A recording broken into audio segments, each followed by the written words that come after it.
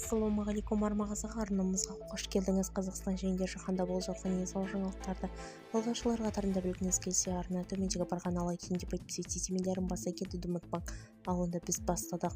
Күндері ауыстырылды. Мамырда ел тұрғындары қанша күн демалады? 2026 жылы мамыр айына айналған мерекелерге байланысты Қазақстанда қосымша демалыс күндері күтіліп тұр деп хабарлайды өзгеріс.инфо сайты.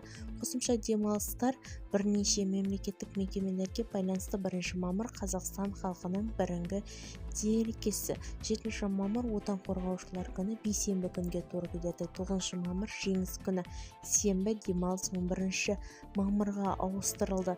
Сонымен қоса 27 мамыр құрбан айт сәрсенбіге тура келеді. Жеңіс күніне орай демалыс 9 мамырдан 11 мамырға ауыстырылды. Дәл осы шешім қазақстандықтарға ай ортасында қосымша ұзақ демалыс алуға мүмкіндік береді. 1 мамырға арналған демалыс күні кестесі 5 күндік жұмыс аптасының қазақстандықтарының қатарына 3 күн демалады.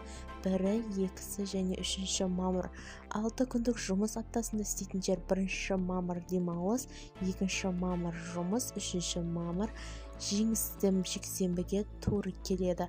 7 және 9 мамырдағы демалыстар мамыр айының ең ұзақ демалыс күндерінің бірі күтіп тұр. 5 күндік жұмыс аптасы үшін 4-6 мамыр жұмыс күндері, 7 мамыр демалыс, 8 мамыр жұмыс күні болып есептелінеді. 9, 10, 11 мамыр демалыс күндерінің ауыстырылуының ескерілген.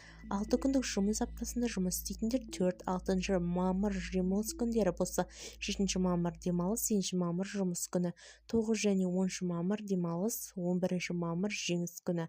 Сонымен қоса құрбан айт демалысы да болып өтеді. Биыл мереке аптаның ортасына сәйкес келеді. 5 күндік жұмыс аптасына үшін 27 мамыр демалыс күні, 30-31 мамыр әдеттегі демалыс күндері болып есептелінеді.